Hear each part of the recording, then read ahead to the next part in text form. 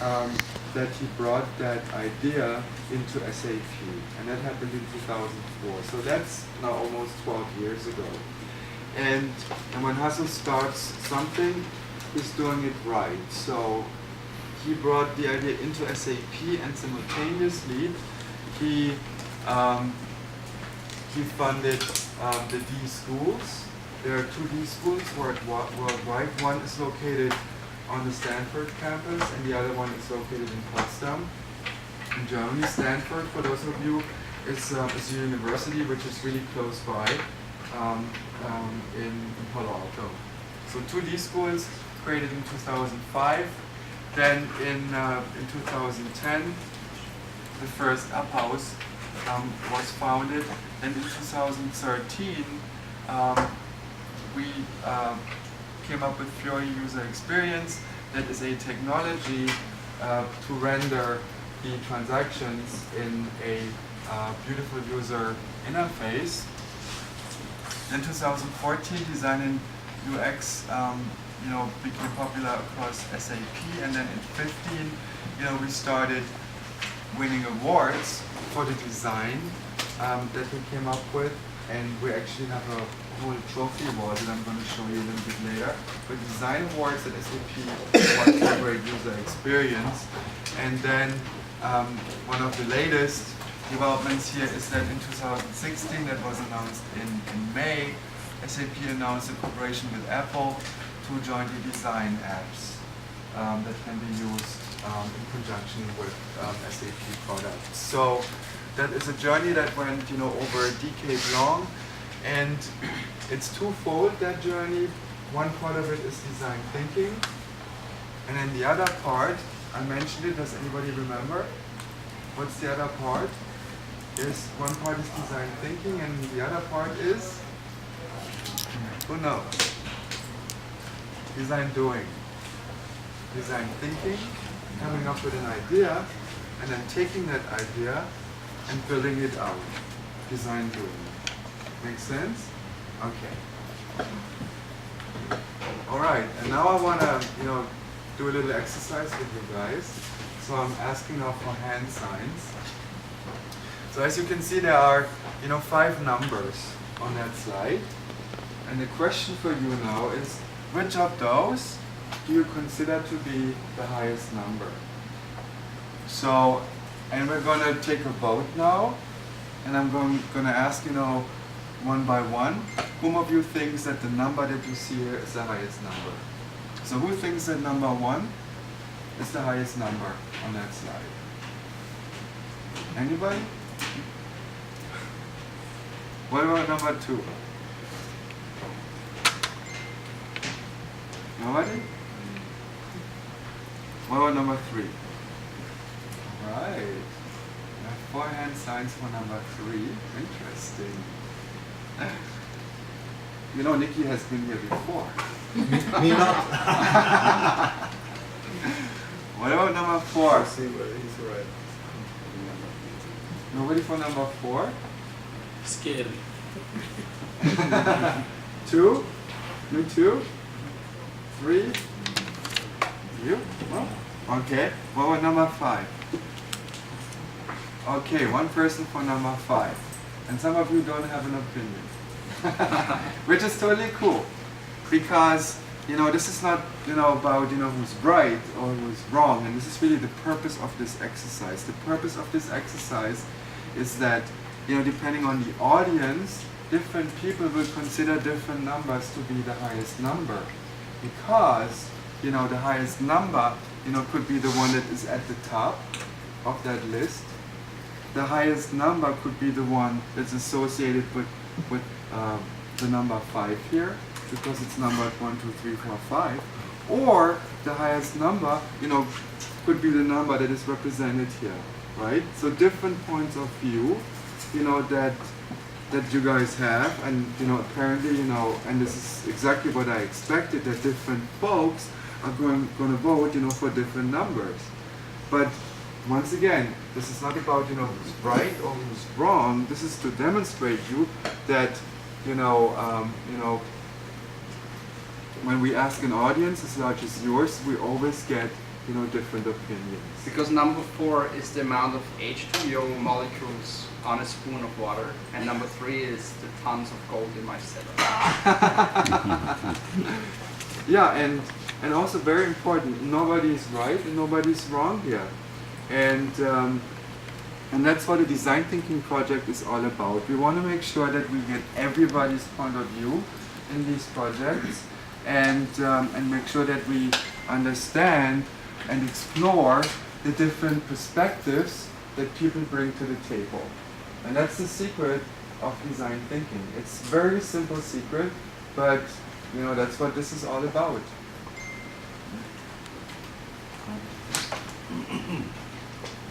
All right, so let me give you a little, and everybody, you can tweet this now. I just went through my first design thinking session. And I love to at quote SAP. Bob Dylan. Bob Dylan said, "I'm still confused, but on a higher level." That's the way I got the Nobel Prize. Yes.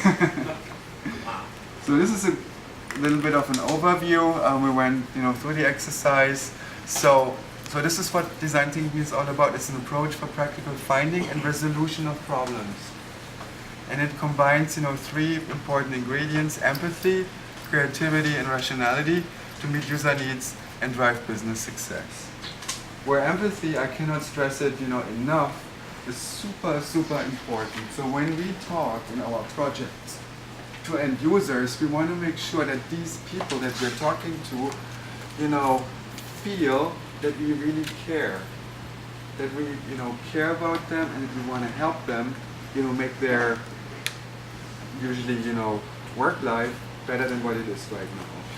So that's super important, the empathy. And then the creativity, obviously kicks in when it comes, to design doing, coming up with a design. And then the rationality obviously comes, into place, when you have all these different perspectives and need to rationalize.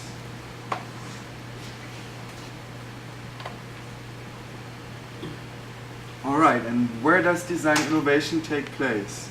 So for the longest time, big companies really focused on optimizing business and technology. So what was viable from a business point of view and feasible from a technology point of view, but they forgot about us. Who's us? The people. They forgot about the people.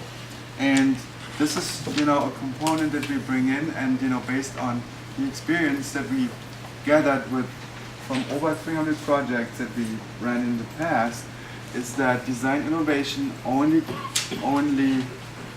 only be accomplished when you bring in what's viable from a business point of view, feasible from a technology point of view, and desirable from a people point of view. And then when it comes to the people that we want to talk to, we want to talk to diverse people. That's the secret really. We want to talk to a diverse group of people. We don't want to talk to executives only. We want to talk to the people who are actually dealing with a particular problem, and we want to find out from them, how we can, help them make their lives better. So that's really important.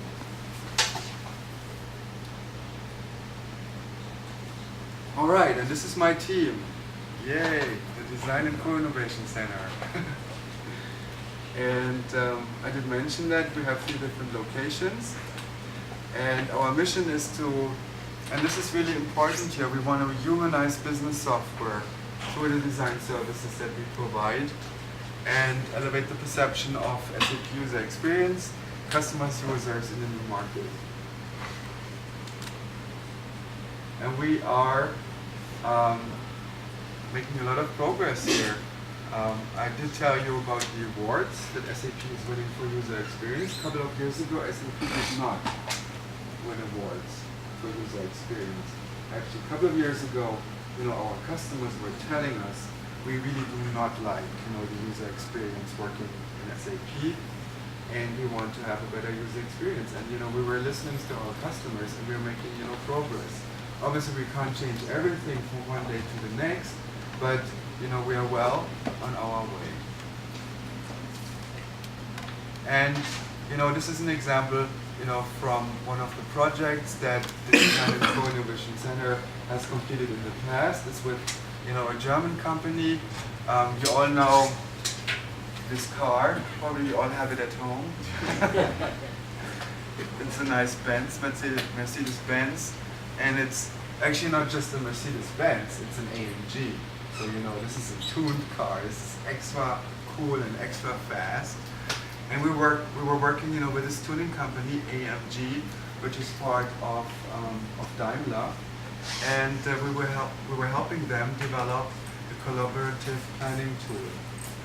And I have a little story for you that I'm going to show you now that gives you some insight, about this project.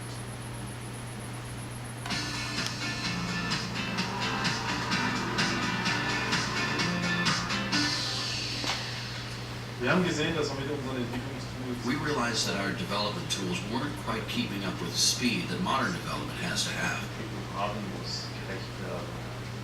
In this situation, AMG approached SAP in order to find a solution that would not only enable close collaboration and more transparency for the teams, but also offer a great user experience.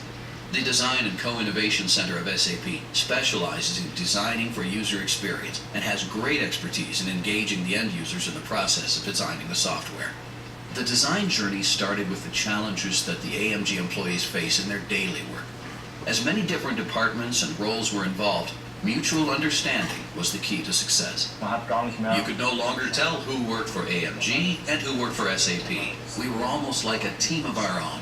We ultimately came up with solutions, and I really enjoyed Das hat that. mir Spaß gemacht. We interviewed different end users in order to understand the issues they were facing with the current applications and processes.